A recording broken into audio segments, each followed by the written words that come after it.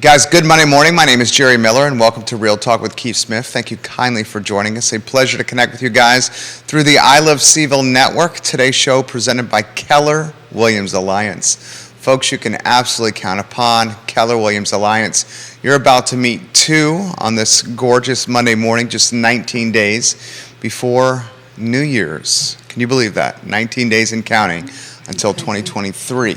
Judah Wickhauer is our fabulous director. Occasionally you'll see Judah Wickhauer popping his head in out and offering valuable perspective. Today we have two fantastic real estate superstars, and Nikki Chambless, a team leader at Keller Williams Alliance, and Antigua, just a phenomenal realtor in her own right. Judah, if we can go to the studio camera and welcome the superstars to the program. Ladies, good Monday morning. Good morning. Good morning. Happy Monday. Thank you for joining us. Absolutely. Thank you for having me. A show you have helped set up yet again on a fabulous Monday, yes. Nikki. I love doing it. I love being able to work and learn from Keith. It's pretty amazing.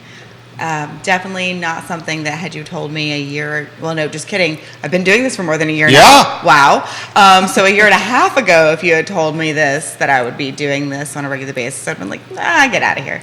So, and now I can't imagine not doing it. You shine. Yeah, thank you. This is, I truly, because of the people that are around me that are amazing. And Anna is one of those, so I'm really thrilled. She actually stepped in. We had a guest who couldn't make it today, and when I reached out, she was like, yeah, I think I can do that. So, which is amazing, because I really wanted to have her and some other people as guests, especially regarding some of the local happenings in the real estate community going on. So now we just get her early, and we'll have another show with her in the future. So fantastic. Your exciting. Third rodeo. This is my third rodeo. That's fantastic. So Anna Antigua, introduce yourself to everybody that's watching the program. Hi, my name is Anna Antigua. I am now with Keller Williams since November 18th. So excited. I am Dominican and Puerto Rican. I'd like to plug that in. I am a bilingual realtor here in the Charlottesville area. Fantastic. So tell us about what you love about real estate, your experience, how long you've been doing it, what are your favorite aspects of this career? I really love, and the reason that I primarily decided to become a realtor is helping. I knew that I wanted to help people, and that initial experience working with Candace as an admin, her encouraging me to go ahead and help her, and just seeing people that had challenges to be able to become homeowners and achieve that, it's just the greatest feeling. It's like watching your little one open a gift on Christmas. So that is absolutely awesome. And a fantastic team to be a part of, Nikki Chambless, Keller Williams Alliance. I think so, or I wouldn't be there. I'm just saying. You guys do a great job of serving this community. Your niche, a valued one, the Hispanic community. Mm-hmm. Put in perspective what many experts and economists have called the most focused upon emerging market in real estate, Hispanic home buyers and sellers. Give us a snapshot of what's going on. Well, according to the data and what they're talking about out there, it's definitely been increasing. So they're saying that it went up 48.4% of Hispanic homeowners since 2000s has been a big leap. And that they foresee that in 2040 that it's just going to skyrocket. I am seeing that right now where I work. Specifically, they're coming, like you said, for my niche, and having more professionals in our area to be able to help that, I think is one of the things that are fueling it, for sure. Talk to us, and then we'll weave Nikki in here. Talk to us about the emergence of this demographic. What do you attribute the boom in Hispanic buyers and sellers to? Well, I think it goes back to, for example, who I am. My family, my dad is Puerto Rican, my mom is Dominican, and they originally lived on the island, Dominican Republic, Puerto Rico, and my dad joined the Army, and now I am that generation that lives here. I think there's many of us rising in the right position to be just like you guys, whereas they didn't have that same opportunity before. Now we're just, we're that, what's that, the ripple effect. So we're here, and so we are now able to be in the right positions of homeownership where a lot of Hispanics before were not. So I think it comes from that. Fantastic. Well, and so I'm curious because I feel like you mentioned that growing part of our population, right, that are working into home ownership, because in our history, the majority of home ownership has been a very certain specific area, group of population, demographics. When you're talking about have not had that opportunity before, can you tell me more about that? Like your parents' generation, and a lot of times families who have come to the U.S. for the purpose of exactly what we're talking about, right? The American dream, whatever the version is of that. I think that there is a gap or a disconnect, or just a different culture in our countries and the countries I've been able to visit. The perspective on money is different, and people don't want to have debt, and they want to save, themselves. So they get away from credit, and they just focus on being able to own themselves. And so the concept in those countries is usually like, I save up money, I own my land, I build my own stuff. And so if you translate that here, that's not how it happens out here. And if you come with just that concept, it's a little bit more difficult. So I think the fact that we now come and we go to elementary, middle school, high school, we go into college, we are completely submerged into a different culture and a different way of thinking. Mm-hmm. And so we adapt to, for example, what you guys also believe, and we're different than that generation. And so that makes it different for us and for them. In the idea that they want to get away from whatever loan, whatever those tools are, and they want to just do it on their own. And I think it's awesome, though, and we're going to talk about it a little bit more because I think, like you mentioned earlier on the show, it brings perspective for sure. A lot of people don't realize this. No, not at all. But mi madre es cubana. Oh, really? Yeah, I my did not know. mom and Mima and Papi Yes. born in Cuba. Oh, wow. And when Mima and Papi said to my mom, who was in the 3rd grade, we're going to leave Cuba, and we're going to go from a country we've always known to Miami, Florida, right before Castro took over. And communist regimes quickly followed. Mima and Papi and my mom went from an upper middle class life to Papi being a ditch digger and Mima being a hotel maid. Oh, wow. And my mom being put in an English-speaking school when she was in 3rd grade. And my dad eventually met my mom in Florida as she went to, from 3rd grade on to community college. Then she ended up managing a bank. My dad's American, hence Miller. They married after 3 weeks. You'll appreciate this. Their 3 weeks of dating before he proposed to her consisted of no dates alone. All chaperone dates. For sure. Literally every single one was chaperone. Yeah. They remember their first kiss with somebody in, I think it was my great aunt, watching them kiss for the first time. That's funny. But to your point, I watched this because when my parents, my dad and my mom, when my brother and I were growing up, my dad and my mom were growing an accounting business. So Mima and Papi raised my brother and I. And they were so vehemently opposed to debt. Yes. And they had a house that I remember they paid $10,000 for on a tiny piece of land in Naples, Florida. Oh, wow. And they had an opportunity, everything was paid off, but Papi never wanted to buy a bigger house or take on more debt. Yep. Because he remembered that time of coming from Cuba to America where they were literally, forget paycheck to paycheck, it was like meal to meal. Mm-hmm. Like they weren't even sure where like their next breakfast was going to come from. Right. So that's to your point. And then my mom, when she married my dad, then that next generation understood the concept of good debt, managing debt to equity, Exactly. and building wealth Right. through real estate, which is what you're highlighting here. Right. Correct. Talk to us about how that generational education happens. Is it just from watching the parents firsthand doing this? Is it the education from college and from schooling? Is it from School of Hard Knocks, like learning professionally? I think it's a mix of a little bit of everything that you're saying. For me specifically, my dad coming and being part of the military and coming from Puerto Rico and learning everything, how to invest his money and how to make wealth.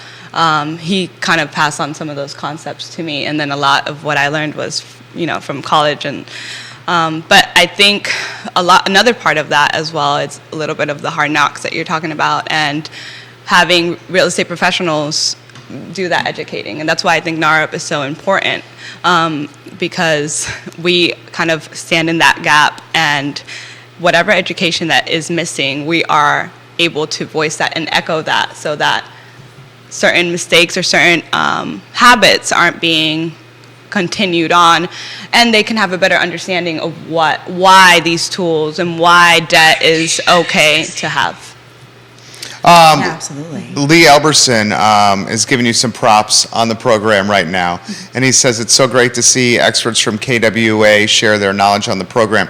Multiple folks are asking about the acronym you just used. Okay. If you could highlight that acronym. Yeah, the National Association of Real Estate.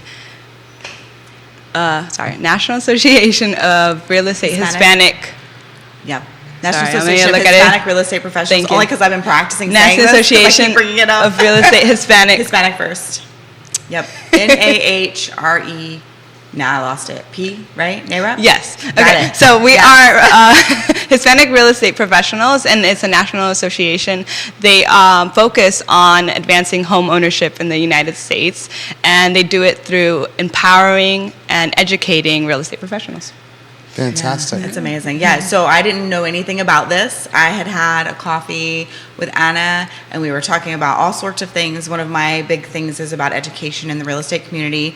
That's kind of a shtick for me. It's really important to me. And I'm trying to provide it for not only my agents, but however broad a population I can.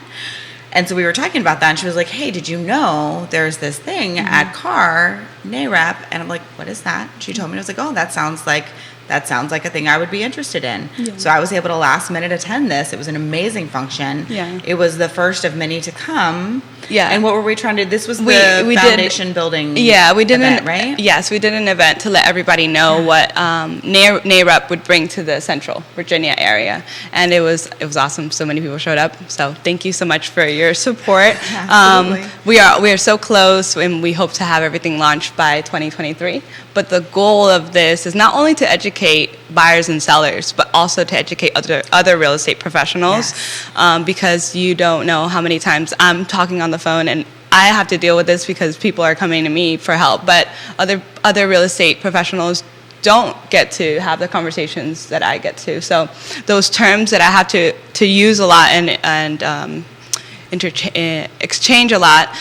Sometimes on the phone, they're like, what are you talking about? Non-qualified mortgage, tax ID. Yeah. I'm like, I don't have time to sit down and explain everything right now. So that's why we need NAREP to be able to educate all of us, not only just buyers and sellers. Well, you touched on this earlier, and it's funny because I think I had seen this, but when we were sitting down to talk, I shared, I was like, hey, I don't know if I'm 100% accurate, but by some year, I think it was 2040 maybe, 30% of our first-time home buyers will be Spanish-speaking? So that's the projected, is that right? 70%. 70% of first-time home buyers will be Hispanic. Oh, really? So maybe 30% of all then? Yeah. I was like, that's in there somewhere. Yeah. Okay. Yeah. Which is a very large percentage of our population. Massive. And when we're talking about a bi or tri or more than lingual community, because you've got a community that not only speaks Spanish and English, but sometimes have other languages as well, right? Right. Depending on where you're from and what your background is.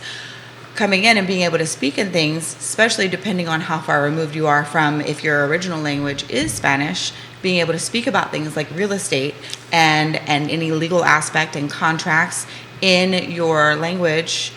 Again, if you're a first generation and Spanish is your first language or your main language, then being able to speak about that in Spanish is really, really important. So like for me, if I was like, let me just go on Duolingo and let me pick up some Spanish. I took it in high school. Let me see if I can help this person out.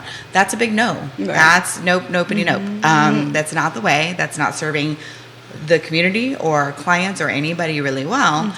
Also, I've never dealt with a TIN situation with lending or receiving an offer or making an offer. So if I were a listing agent and I received a whole package that was like, oh, I've never seen this before, and especially if it were a year ago and everything's hectic and crazy, taking time to really educate myself and know more about it and have a conversation when you're also in that same intense market would have been really challenging. Yeah. So being able to serve that area of the population, whether it's Spanish speaking or not, because the TIN program doesn't just impact Spanish speaking communities Right. and families and people, right? Yes. So there's a whole group of population in our community that are impacted by this. Yeah, and that's why it's so important to have everybody involved because, for example, UVA Credit Union, which now they offer a program. It's awesome. It has made so much of a change when I'm presenting offers because usually I'm coming with other lenders and they're like, why are you coming with a lender from out of the area? I'm like, well, number one, we don't have anybody who can speak Spanish, and number two, this is the program that they offer them. I don't have anything locally. So bringing that awareness and having these conversations locally is definitely helpful. And I have seen in the past year so much change, so much positive change, especially for this community. That's wonderful. Let me throw this to you. You know, I feel, you know, if you put, I grew up speaking Spanish. Like I said, Mima and Papi raised us as my parents were launching their business and growing it. And like riding a bicycle, you spend a couple days and it comes back to you naturally. You're obviously bilingual, but there's one thing to be able to communicate with somebody like around the community, and it's another thing to speak like contract jargon Right. and the language that comes up in negotiation and buying and selling a house. When did you feel comfortable managing that aspect of the language? Because that's a different level of language sophistication. Is that fair to say? No, that's fair. It's fair. I think that that's where like having a good team is important. But I started off with First Dominion, and I had amazing support from Remax Realty specialists. And I feel comfortable enough. If I understand the concept, and if I don't understand it, I'll ask again. It's important to ask questions. So I think now a lot more comfortable about all of what I needed to convey to my clients. But at the beginning, it's just it's going to be a learning curve, and just asking questions and making sure you have that good team backing you up, Yeah. I would say. Can I bring Yeah. up a thing we Yeah. talked about at coffee? Yeah. So because I was like, oh, this is interesting because what is most of your work in real estate? What it's all in Spanish, right? Spanish, yeah. So most of her work that she does is in Spanish. Yeah. So really, for you, it takes more work to actually do the real estate work in English Right. than in Spanish. Yeah, I was sharing with her. Yeah. I'm like, all of my conversations are in Spanish now. So I started doing like these videos and translating from Spanish to English for myself, like, transcript. But I'm just used to now just completely talking in Spanish. Most of my clients are coming to me with those needs, specific needs. That's amazing. Which is great, and it's a huge value add to our community. And Tremendous asset for Keller Williams. For everybody, and yes, absolutely. But for so many reasons, because she's also very passionate about helping. Period, and being able to do this. I'm honored to know her. How is affordability, real estate affordability in Central Virginia viewed by your peers in the Hispanic community? I like this subject. I think that I get to sit in a very special chair because I get to help the bilingual community in different shoes. Because you have bilingual people or Spanish-speaking people like me who I was born in Puerto Rico. I don't have certain obstacles that other people may have that need an ITIN program. So I get to see two perspectives on money. So when the interest rates went up completely, like this side that we'll call me, like the me side, who is used to seeing these low interest rates, now the interest rate shot up, I'm scared, right?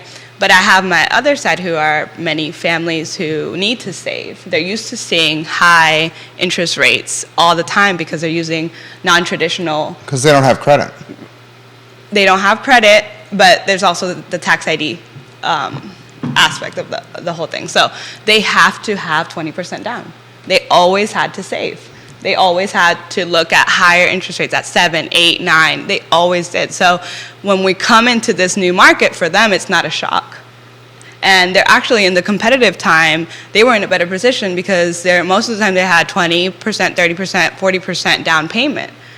So they're in a better, competing stance. And now even more when that, the me side has like backed up, no, all these interest rates are way too high. All my other clients are having a better chance to actually, one, plan and be able to choose. And they're not worried about, interest rates. And actually pleasantly surprised because they have dropped a little bit recently. Yeah. Nice. I mean, so that's they're awesome. actually in a better, their interest rates are now better than Yes. for the group that has the TIN. And what was the type of lending that you mentioned? It's called tax ID lending, or the is there- non-QM. Yeah, Mhm. non-qualified mortgage? Is that Non-qualified right? mortgage. Okay, yeah. So affordability, I think, obviously for some people might still be a challenge. That's still something real. But for the clients that I help and the perspective they have to take on, they're like, well, we have to save money anyways. This is always going to be our interest rate. It just puts you in a different seat and a different perspective. And I was talking to Nikki, I was like, they're taking different initiatives on saving. So they're helping each other and living together to save money. They maybe go like, okay, you buy your house first and we'll help you. And now when it's our turn, we'll help you. They have different ways of handling challenges. And they look at it, Yeah. I think it's important to know and have the knowledge of how valuable investment is, like how important it is for me to be a homeowner. For them, that's high priority. And so, I don't know, they push through it and they really have the information that they need, not being in a difficult situation. I always tell them, I'm not going to be living with you guys for 30 years, so you need to be sure that your monthly payment is good. If it's not good, then we need to wait, So, I see it with positive outlook of what I actually get to sit in and see. And yes, that affordability challenge is still there. But I get to see the other side of it, and I'm like, wow, life is not that bad. Mm-hmm. Yeah. Well, it's amazing because your majority of your clients are actually this time right now, they're thriving in a way that I feel like the much easier times for a larger, broader part of the population has created Roadblocks. a softness. Yeah. That's just not, it's like, oh, okay, we need some resiliency that we've not needed. Well, you see why, like- you had to have, your group of community that you've been serving has had to have. Right. They didn't have the ability and convenience to not have that resilience. And I can kind of again, talking about perspective, I like this topic for it because I came from Boston, living from Boston. If anybody knows about Boston, it's super expensive. Yeah. So I came from there, and I used to pay. I had a nice situation for affordable housing out there, because rent out there is $4,000 a month. But I got into a place where it was $1,500, and so I came down here, and it was like $1,300. And shortly after, I was able to buy my house. But if I would have lived here the entire time, my perspective would have been like, oh, it's too expensive. Sure. So I think having the knowledge and doing the research is very important to be able to weigh everything and not just like, oh no, it's too expensive. I don't know. Like where I get to sit in is really cool because I get to see both sides. Well, I see why. I mean, you've done a fantastic job here. You've highlighted why the Hispanic community is such a coveted aspect of the market of home buyers and sellers. Mm-hmm. You have the potential for larger than normal down payments, which you've highlighted. Mm-hmm. You have a mindset that is not afraid of 6.5% interest rates because they're accustomed potentially to higher. Mm-hmm. And a key component you've highlighted is the multi-generational aspect of households, where grandparents, their kids, and maybe their kids are living under the same house and sharing a mortgage payment, which makes that house more affordable. Exactly. Those three aspects alone, I would see why this segment of the market is primed to boom. Mm-hmm. Folks are asking again for that stat that you offered of by, was it 2040? We were saying, and I'm gonna pull it up right now. It is. Listen to this stat, folks. This one right here is a very telling stat of where the market could be going. So it's 48.4% in 2021. It's up 47.5% in 2019, the highest level since the mid-2000s. And it shows that Latinos added a total of 657 new owner households between 2019 and 2021, with the number of Hispanic homeowners reaching 8.8 million. And then the other stat on the 70%. Let's see if I grab it. Very impressive statistic right here. And this just shows why this aspect of the market is one that should be focused upon, and why Keller Williams has done a good job doing this, and why Anna is fantastic to lead this charge. And she's got partners in place, which we will highlight in future shows, to help lead this charge. And we got to talk about that partnership here in a matter of moments, Nikki. Well, and I will say, while you're looking that Yes, up, just thank please you. stop me when you find it. So it was amazing being at that first NARAP event, seeing there was all sorts of community there. There were, yes, Ricardo and UVA Credit Union is running this, but there were a plethora of other lenders in the room. And I don't know all of those lenders. Like, I saw Tammy Wilt there, and I know her from forever, right? And there were other lenders in the room. There were all sorts of realtors in the room. This was not a competition of, I'm this particular industry trying to, get this market of people. Corner the This was market. hey, we are a community, and we need to step up, and we need to help each other, and we need to serve a very underserved community, not only by helping, like you said, the buyers and sellers in that community, but also by educating realtors on, hey, these are things you need to know. Yeah, I'm going to touch a little on that, but the data is the Urban Institute projects that by 2040, 70% of the net new homeowner households in the United States will be Latino. Wow. Yeah. That's a fantastic statistic. Can you highlight some of the lenders locally that you've had success working alongside, or work well within the Hispanic community? Yes, UVA Credit Union with Ricardo, Cruz Duran, and Salvador, and Jasmine, awesome team.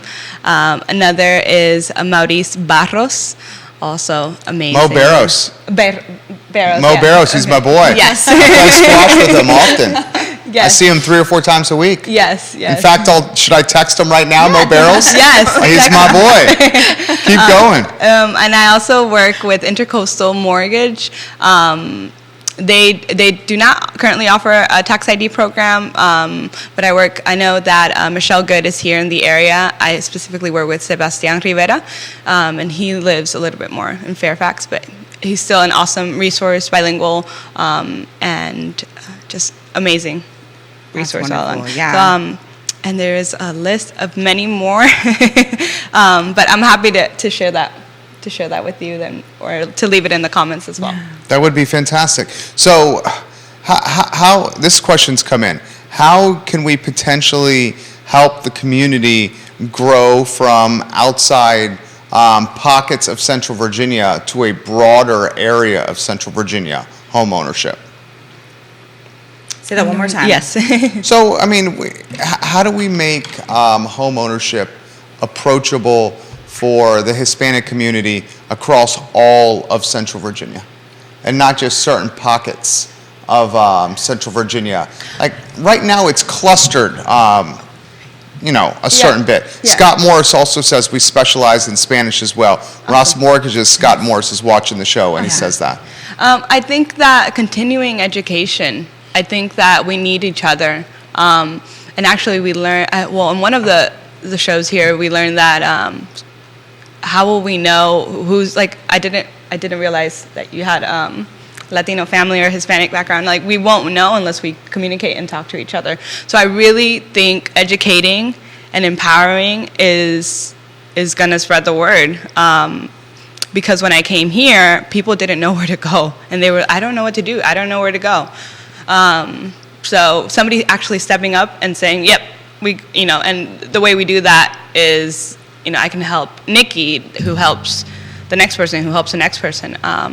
So I think definitely continuing to educate and empower is definitely one of those solutions.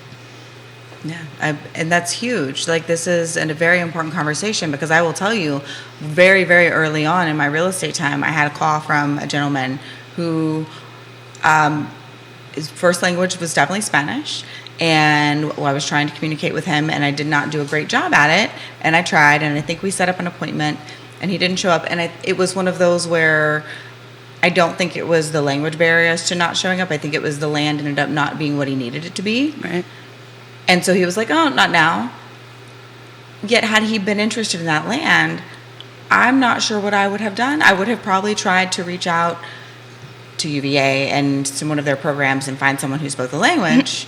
And now I know I'm better connected. I'm not brand new.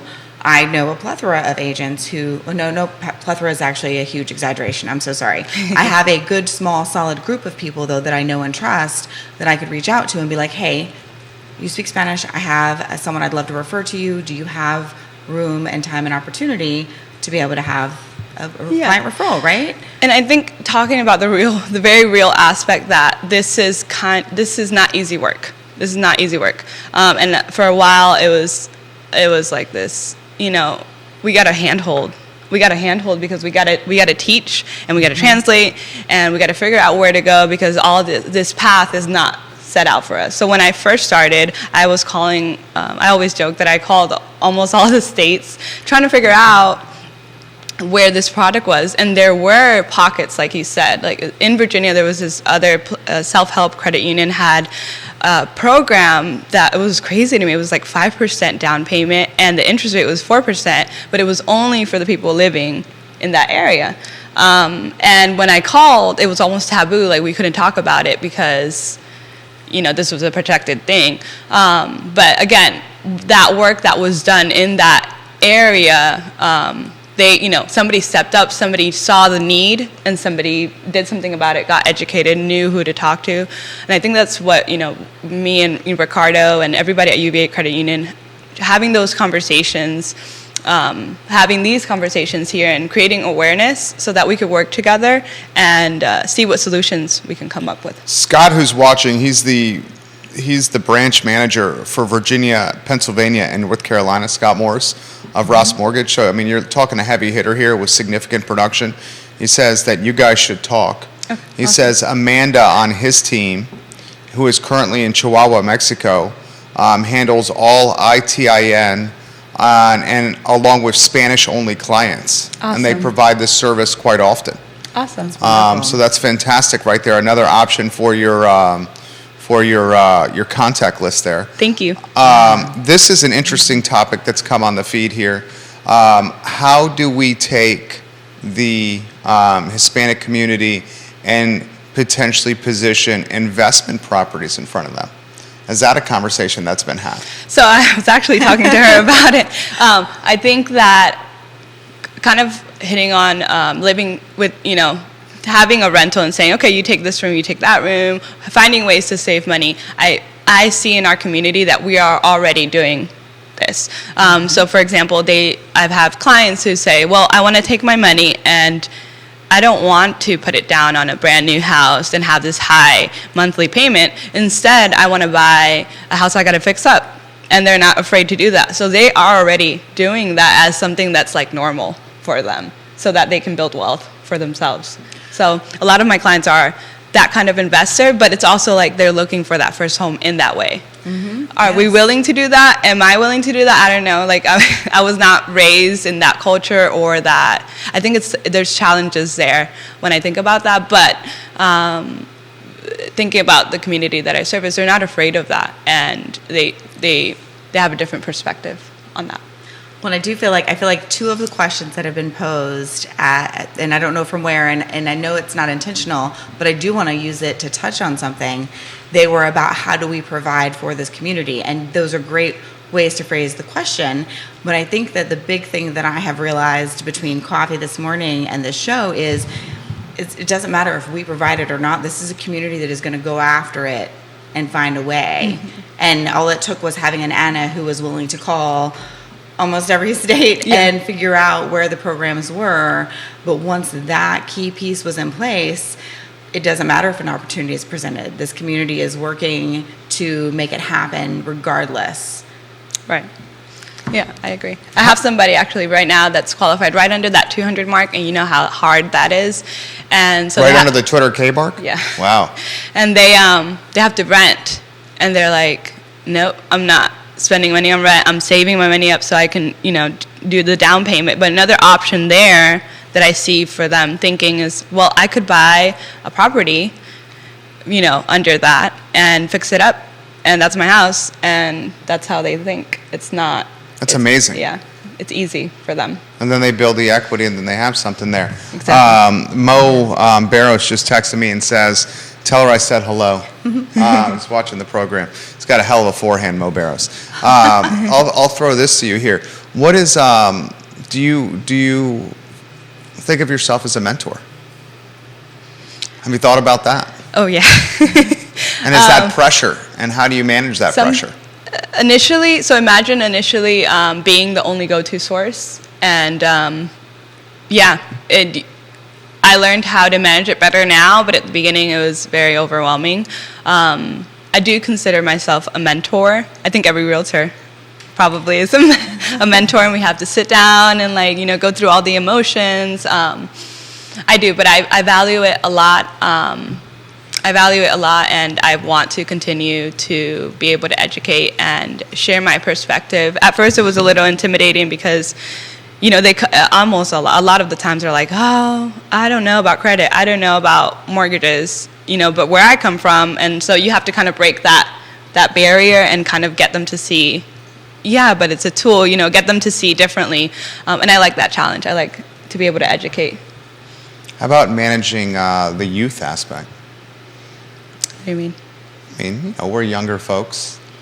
When you're having these conversations that are pretty significant and serious, involving hundreds of thousands of dollars, have you encountered any challenges with speaking to folks that could be your parents' age about how to manage their wealth? Yeah, and I like it's different. It's a different dynamic.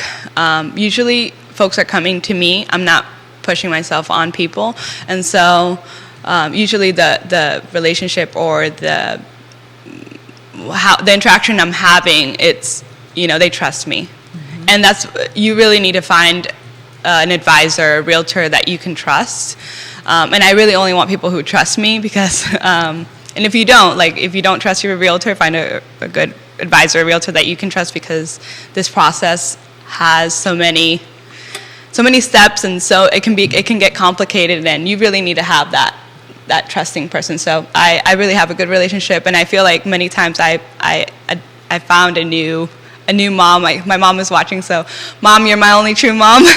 But a new mom or a new dad, a new grandpa, a new grandma, and I feel very, very valued. What do you think of Nikki?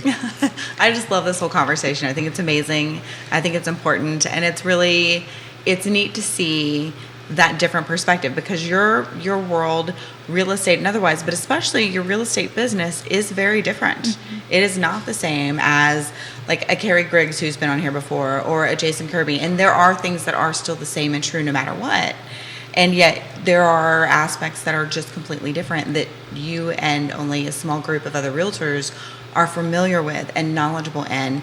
And the fact that you're willing to stand up and not only make sure you have a product for those clients, but also you're making sure, because from my understanding, you and Ricardo have put this NAREP chapter together. And yes, you have people who are stepping up to join, right, but it's been the two of you working your tails off to make a thing that you know how important it is to bring to the community, mm-hmm, and make it exist, while also running a real estate business and having a family and being a mom. And that's not a small feat. Mm-hmm. And it's amazing that you're willing to share and give back in such a huge way.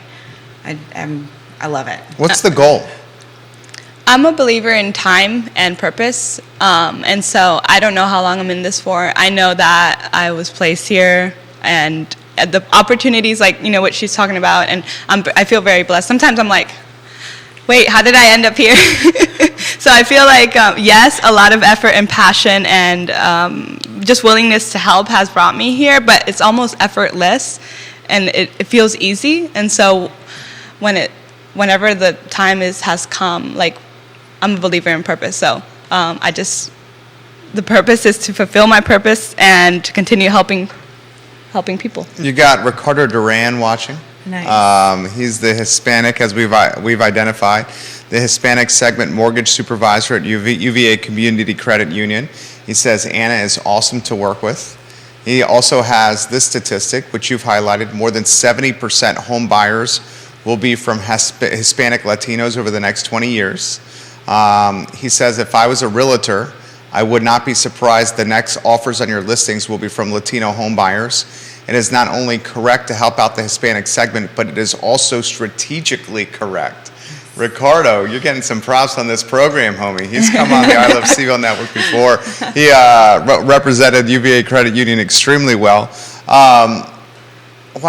Here's a question for you. Why do we not? We see an emerging population. We see a marketplace that's booming with Hispanic home buyers and sellers, about to be. Why do we not have more bilingual or Hispanic realtors?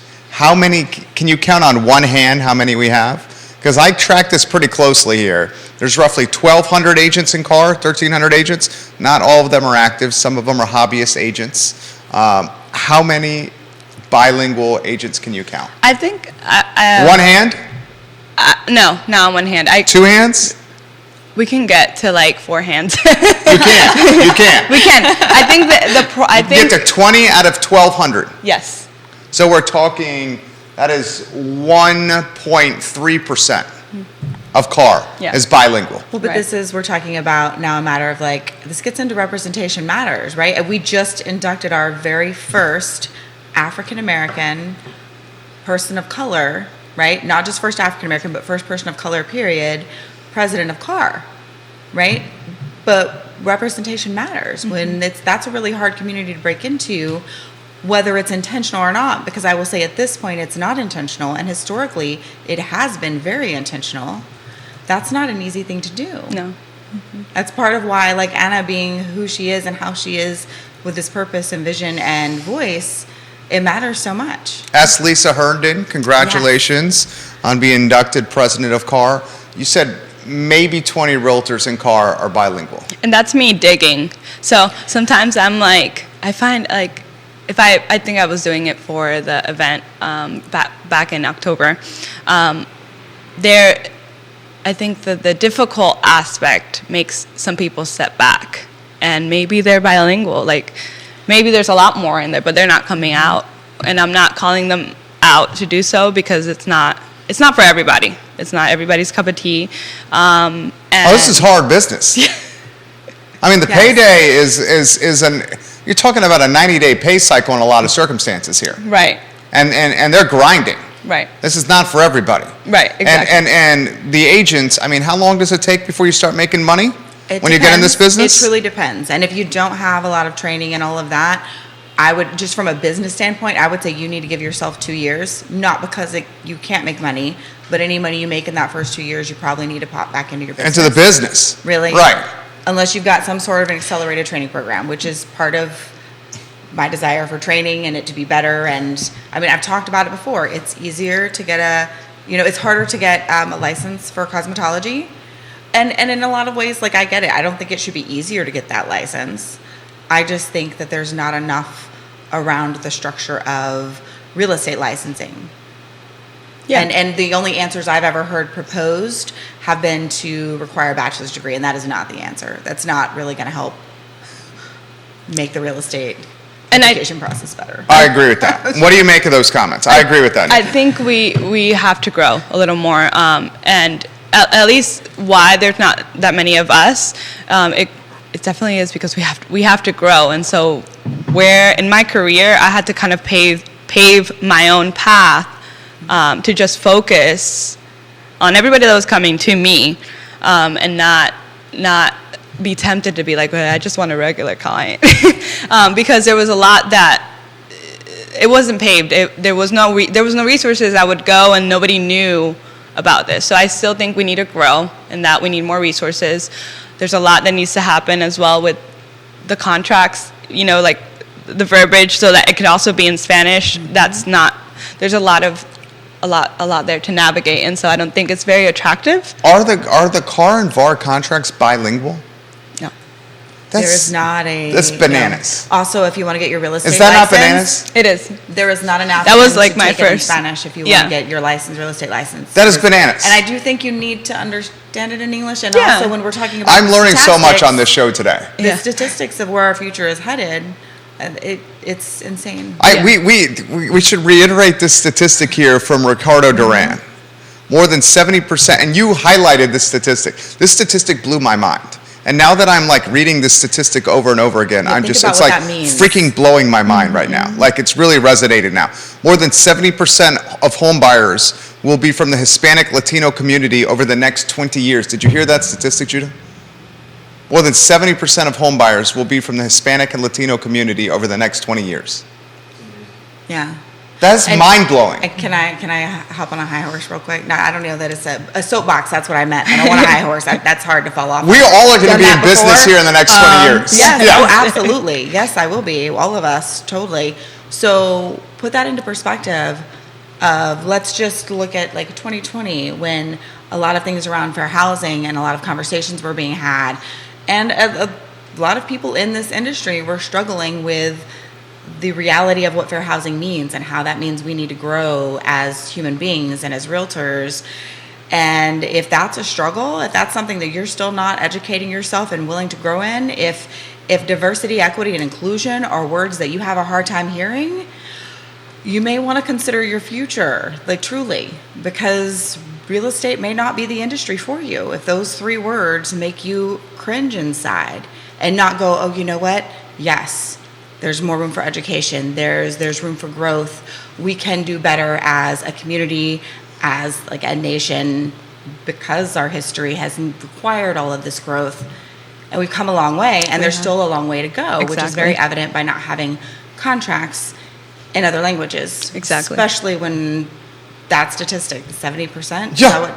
Mind-blowing. How about this for Anna from Ricardo?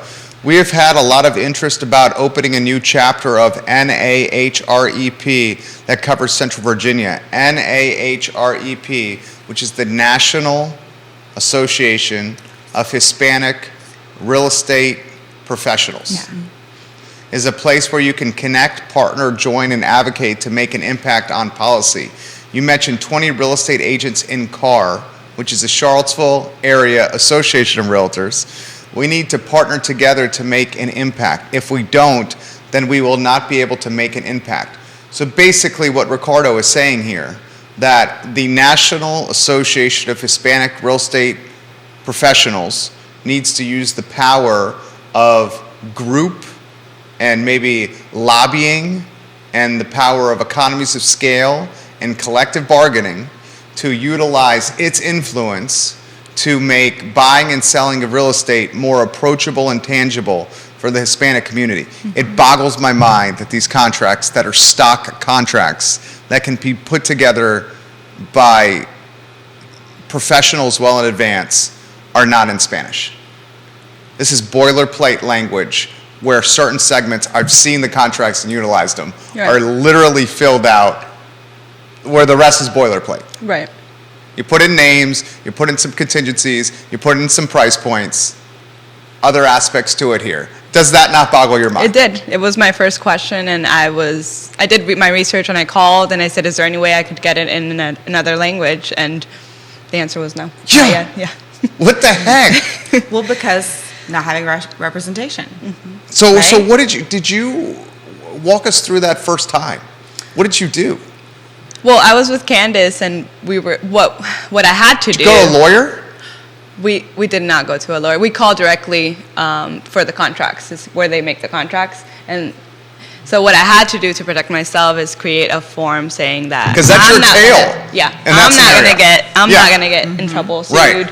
for translating this wrong to you, and they have to sign that. But yeah, they have reasons why this is not in place yet. What were the reasons? I think that it's still can be misinterpreted. Language translation, though? I know, but So can the contract in English. I mean, people misunderstand that all the time, all day, every day. Yeah. It's truly. Yeah, it's an issue. But yeah, I mean, I do a ton of contracts here. It's boilerplate stuff, I know. right? That's what you were thinking, right? Yeah. James Watson, awesome show. You've got some superstars dropping knowledge on the program this morning. Thank you, James Watson, for watching the program. My mind is being boggled literally today on the show. It's like I do so many of these shows that I'm just kind of like accustomed to what to expect, and I'm like, this is what's going to come next. This is what's going to come next. Today's show has completely taken me aback. And actually, what you have to, at that point, if you're starting, you're just like, well, this is what it is. I need to do what I came to do, and I can't get stuck on this right now and fight that when I'm just starting. So I think I just kind of, was like, okay, this is what it is. I got to keep going. So. Well, I wonder if part of their concern is people who don't speak Spanish using the Spanish contacts with Spanish-speaking clients, and that's, come on, be better realtors. Yeah. Truly. Well, I mean, if I'm watching this program, this is what I would do if I'm watching this program. I think you're in the driver's seat to capture some serious market share because you highlighted 20 agents out of 1,200 that are bilingual on car. And Ricardo just highlighted the fact that in the next 20 years, 70% of home buyers will be Hispanic Latinos. So you're in a driver's seat. An attorney who specializes in closings that's bilingual and can translate contracts, do we have one of those? We do. Can you rattle those off? I use, they're over in Fairfax as well. And In Northern Virginia? Yeah. There's not one in Central Virginia? Maryland. Actually, Ricardo, can you include the name of the closers that you use, Ricardo? I don't know if he can hear me. He's watching you. He has one. Totally. He has one that he uses, and they're closer. But usually we end up using remote, and we have to go to Fairfax and Maryland to have those. And if not, it's me and Ricardo translating in the room. This is just boggling my mind. We're talking hundreds of millions of dollars in transactions, and they're going to an attorney in another state. Yep. Hold on. Did you hear that? Oh, well, for some of it, yeah. Not Yeah. just, I was like, Yeah. hold on, Alexandria is Yeah. still in Virginia. No. Yeah. You said Maryland, right? And Fairfax? Yeah, because of Or the area, Fairfax, they service Virginia as well. Yeah, it's in Maryland, though. Yeah, Oh, they can okay, so service that whole- Virginia. but they serve the entire. Yeah. Oh man, and that happens a lot in those areas. I mean, And that's where it's at. Well, actually, like licensed when I was doing the research, the areas where tax ID and these programs are is, California. We're looking at Florida. We're looking at New York. We're looking at North Carolina. We're looking at Maryland, Washington. Those are the pockets kind of that you're talking about that a lot of Latinos and Hispanics are. So these services are out there. I'm learning so much on the show. He highlights, this is fantastic. I learn on the show a lot. Today is a monumental learning experience for me after doing all these shows so often. VS Title is bilingual, he says. Courtesy Title is bilingual. Okay. How about home inspectors? We don't have any. No bilingual home inspectors? I use Brian Jensen. And I love Brian Jensen, friend of the he's program. awesome. Yeah. Jensen Yeah. family. Yeah. And he's married to his wife. Jamie. She's fantastic. Known those folks for 25 years. So he knows a little bit, but I'm his translator. How about appraisers? No. Okay, we gotta to have some conversations with Woody around this. The Totally. entire supply chain. What is going on Yeah. here? We definitely, growth. So you have 20 bilingual that you can think of, 20 bilingual agents in car. Correct. You have an attorney that you utilize in Fairfax and another one in Maryland. Yep. We got two get title that for you. companies, VS Title and Courtesy Title, that are bilingual. And let me say, we're talking about bilingual English and Spanish, because it just hit me like when we were saying this. I was like, oh, but that person speaks this and this. And I was like, nope, not part of that conversation. So if anyone else's brain rabbit trails like that, we're specifically talking about Spanish speaking. Yeah. And also, so the one up in Maryland area is Courtesy Title. Yeah, We use Courtesy that. Title, he highlighted, in VS Title. Where's VS Title, Ricardo, located? Courtesy Title, Anna just highlighted, is in Maryland. Vanessa Parkhill's watching in Earlysville. She says maybe because the laws codes are written in English, and therefore there is concern that the translation might not exactly match up legally. Is that the concern she's asking? Yeah, they said it's too many, there's too many moving pieces to just translate it, and that's it. It can't just be translated, is what. Does there need to be, is there, you said there's not even a bilingual school for agents to get their license? So I don't know about that part. I do know when you take the actual licensing test, it is in English. And while I get that, I don't You know. need to know English, yeah, and I understand that. I do think that there is room for options that include both languages. Right. Definitely. If 70% of the buyer pool is going to be Hispanic, my mind is being blown over. I mean, literally blown. He says VS Title covers Charlottesville, Harrisonburg, and Augusta. So that's Ricardo on LinkedIn over here. The feed is blowing up. Can you guys tell that my mind is, I'm rarely like this, just from I see do this so much, I see where the conversation's going. Not today. So why wouldn't we have to start at the school point first? Wouldn't that be the starting point? It should, yes. Because that's the first stage, right? This is how you become a real estate professional, and you go to a school and you learn from another real estate professional who's able to teach you in Spanish. Exactly. That's true. Yeah. And then once you get that knowledge in Spanish, that would mean more Spanish realtors. Exactly. And more Spanish realtors would mean the rest of the supply chain grows from a Spanish-speaking standpoint. Exactly. So why isn't there an entrepreneur out there that starts a Spanish-speaking school for real estate? So Jesus, Anna, that's a we need to gold talk about mine. your future and business growth later. Definitely have like a consult. That's an effing gold mine, ladies and gentlemen watching this program. How much do you charge? How much do you get charged to go to the schools? So that varies. Yeah. That varies greatly, truly. Some of them are very, very inexpensive and only online. Some of them are a little more expensive and have What's all the sorts one of- everyone goes to that I'm, The CE shop? Yeah, No, that's that's- the online version though. yeah, the in-person one. Mosley? Yeah. The most. Yeah, that's the So I one. should know how much that is. I don't know. That's- We offer one at no cost that's online now, so I don't remember the I did the Mosley online version. one. It was like, I did the online one Yeah. with people in the office as well, but I paid like 300 something. And it can be more, Yeah. definitely. Yeah. That's a business. Is that not a business? Yes, it is.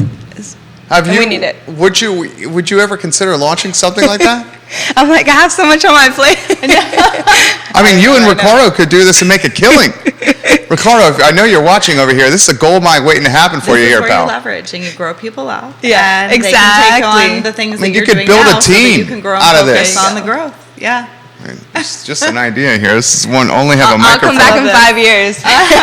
Well, hopefully like- before 5 years, but also definitely somebody put it on the calendar 5 years from today. I mean, I and see We're it. going to see what's going on and what Anna's doing. I know. As an entrepreneur, I see opportunities everywhere, and this is one of the best opportunities I've seen since the 15 years I've been self-employed. You got 70% of the market of home buyers Hispanic, and you got That's no that first supply time, chain of right? Hispanic. Yeah. That's bananas. Yeah. Did you hear that? I'm at a loss for words. It's rare for me. And the people, there are companies taking advantage of it right now, and it's not, and that's why you need representation, because there are some things out there that are not so nice to our community. What, you're saying they're overcharging? Yes. Yeah, because they have captured market share, or because they're the Yeah. only person on the supply chain, so they can command whatever dollar they want. Exactly. Yeah. And that is unacceptable. Well, that's going to continue. That's capitalism. That's going to continue until you get more options in the marketplace. Exactly. Well, and this is where Harrop and Anna and Ricardo and all of the Exactly. people that are, because I will say I was in awe of all the people at that event. They had a form that if you were interested in helping be part of the board, because that's what it takes to get it started, is a commitment level. And I feel like a lot of people were filling out those forms. Yep. Unbelievable. This is unbelievable. I love this show. I love everything that happened to the show. Ladies, we're an hour I in, love and it too. it's Oh, wow. absolutely flown by here. No, I had no idea that much time. Crazy. Anna and Ricardo, start a real estate Spanish-speaking school. Seriously. Let's see, Ricardo. There's your $1 million idea right there at no charge. Anna, the show is yours. Anywhere you want to go, any topic you want to cover, as long as you want here. No, I would just encourage agents to know your value, know your niche, know where you stand, and it's okay to ask questions. It's okay to learn. Do that. And to all of the buyers and sellers out there, make sure that you find someone that you trust, an advisor that can lead you in the right direction, and use them from the first day, because they are there for you. They are there for you. So don't try to cut around them or like come back when it's too late. And that's what I would say. Awesome. Yeah. Nikki Chambless. This is awesome. I love this. Thank you so much for being our guest today. And I'm sad that Ricardo and Salvador were not able to make it, but I also think that worked out perfect. Yeah. Because that this was exactly what today needed to be. And I don't know that we've had another show that has covered this in this way and in this detail. And I've learned so much, just like not just even from the Harrop event and then in between, but even this morning in coffee and on the show, you shared things that I was like, oh, I had no idea. Yeah. I didn't know it was that hard or that challenging, or that there were these roadblocks in the way, or the lack of Spanish speaking everything. I've learned so much, and I'm glad. And I think it's important that people know more. And I think my hope is that not only will this help grow services and options for the Spanish-speaking community, my hope is that it helps give those who are not part of the Spanish-speaking community or who have never seen that different life a whole different view of, oh, wow, right? This is, you know what, these rates are really not that bad and the situation is really not that bad. Exactly. Because it's not. Exactly. and as long as you don't have, especially not that bad, as long as you're making products that are not taking advantage, it's not that bad. It's not that bad. Yeah. Yes. So we need more of those, and that's that should be a whole different session on that. But no, thank you so much for having me. You were awesome. It was to our pleasure. I sincerely mean that. It was sincerely our pleasure. I never respond this way on these shows, and you just absolutely blew my mind. Anna Antigua, guys, Keller Williams Alliance, Nikki Chambless, Keller Williams Alliance, Judah Wickhauer is our director. This is Real Talk. Keith Smith and Yonna Smith are putting together 2023 business plans. Is he back Wednesday? Yes. He's back he's back Wednesday show? Okay, so Keith Smith back in the saddle on Wednesday. You were amazing. Thank you. Sincerely mean that. Thank you. Absolutely Thank you so much. amazing. I Love CVille show is up in an hour and 10 minutes, where I think I might highlight aspects of this show on the I Love CVille show. It was so mind-boggling. That's awesome. Thank you kindly for joining us. We'll connect with you guys in about an hour and 9 minutes on the I Love CVille show. So long, everybody. You were amazing. He's going to tell us when the mics are off. And he doesn't say that to everybody, No, just so I you swear. know. I've been on enough of these where I know he does not say that to everybody. So many of these shows, I'm like, this is going to happen next.